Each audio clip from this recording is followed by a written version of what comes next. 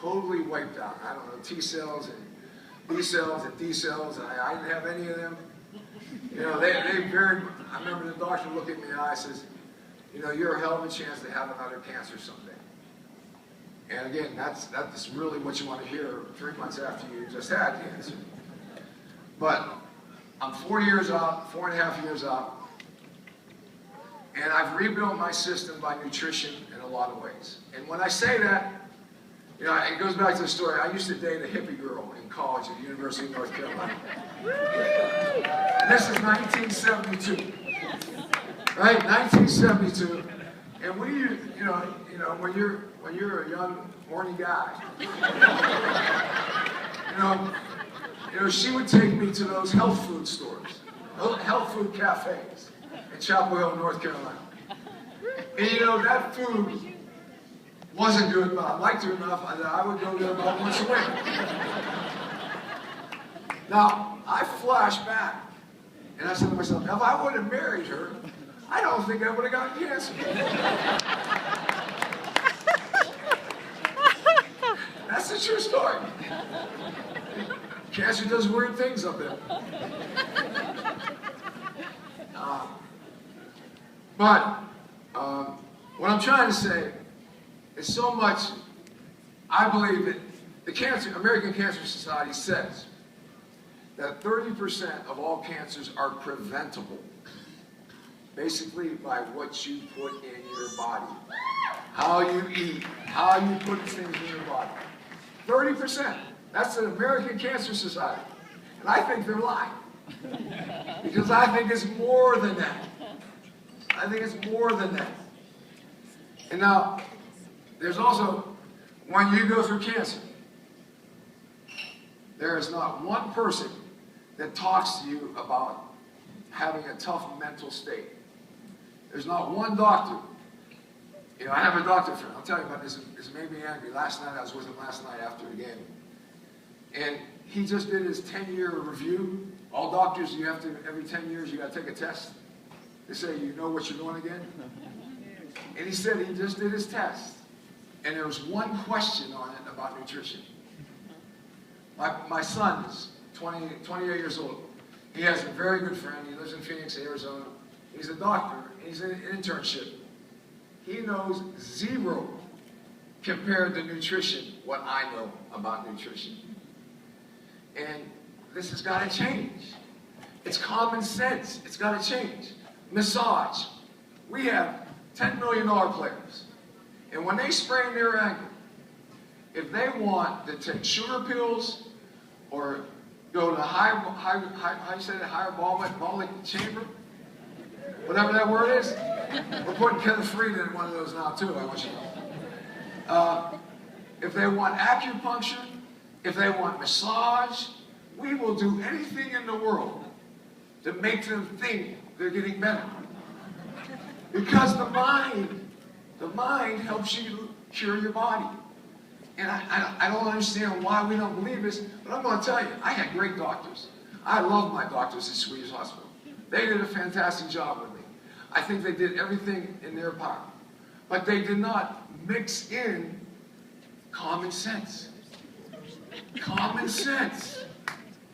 Okay, you know, I was in the hospital. I was getting my chemotherapy one day. A lady walked by and said, "Would you like a foot massage?"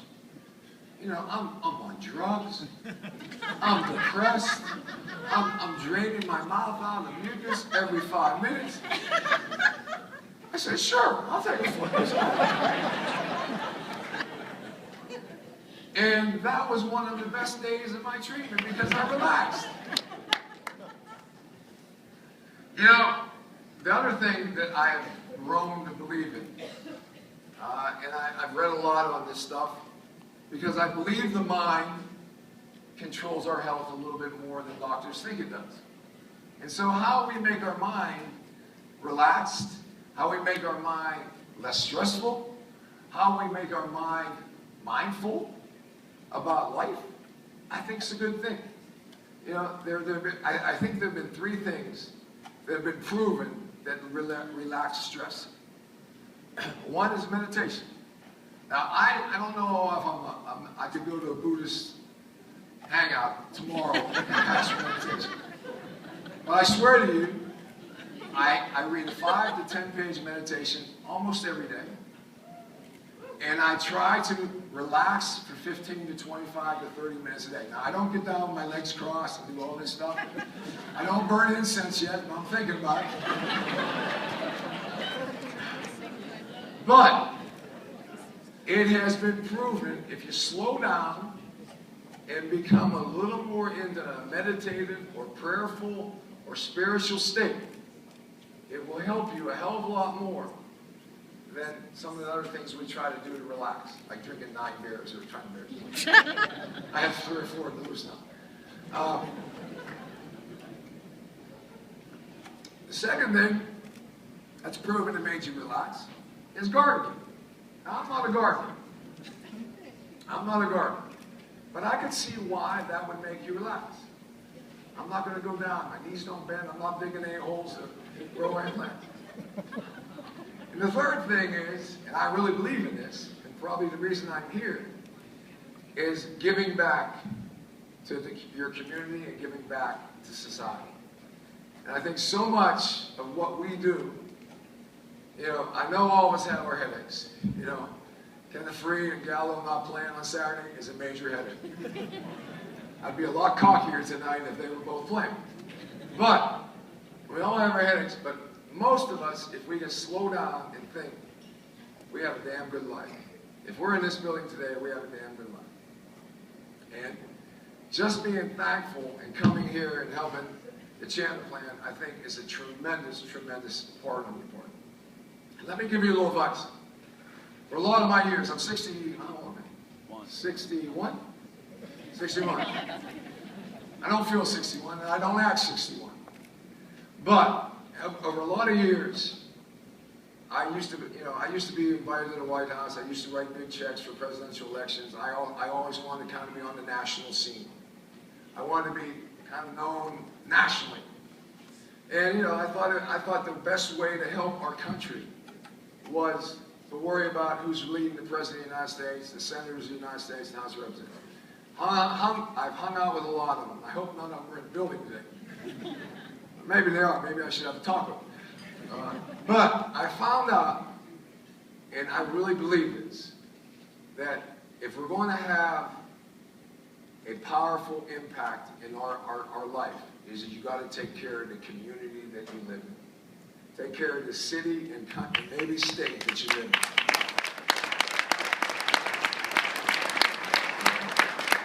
And Colorado is such a tremendous state. I mean, it's beautiful. It has tremendous energy. It has an invigorating business community in my mind. It doesn't have, I lived in Milwaukee. I grew up in Pittsburgh. The old Catholic regime, and wow, the politics of that stuff, it's crazy. Denver has a life to it. It has an energy to it. Colorado is the prettiest state in the world, not only in the union, it's in the world.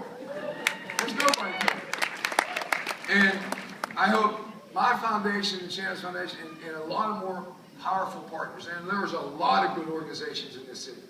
But if you can get connected and committed, and we're not, for a foundation to be successful, we're not asking for, a lot of time. Just dedicate some of your time to give back to your community and pick and choose whatever you are. Some people might be into, heart disease. Some people might be into diabetes. Some people might be into disabilities.